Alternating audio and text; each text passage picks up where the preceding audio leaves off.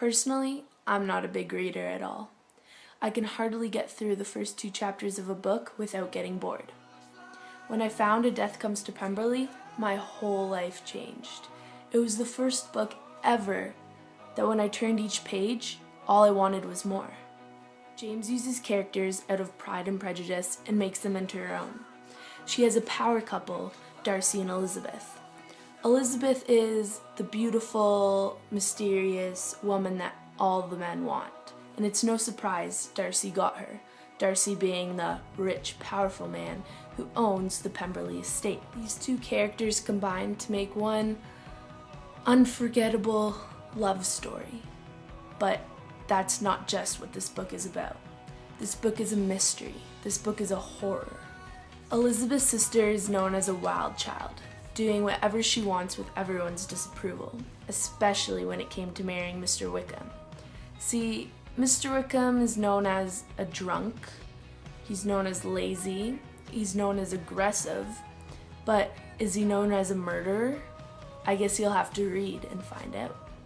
So obviously, this book takes place in the 1920s, but James does not make the 20s sound as boring as it probably was.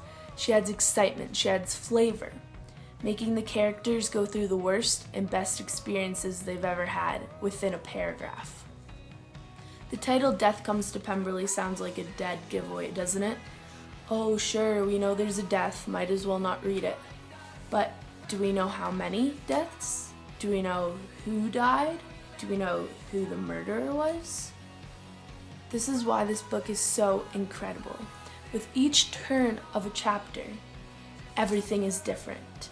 It keeps you guessing about what's going on, and it keeps you guessing about why the personalities of each character keeps changing, and all you want to know is why. If you're ready for a love story, a mystery and a horror all wrapped in one, that's gonna keep you up till 3 a.m. wondering what's gonna happen next, Death Comes to Pemberley is for you. Even if you're not a reader like me, trust me, this book will make you into one. And remember, everything is not what it seems, especially in Pemberley. Just ask these fellow readers. Death Comes to Pemberley is my favorite book. Death Comes to Pemberley is the best book ever. Death Comes to Pemberley is my favorite book. Death to Pemberley is my favorite book.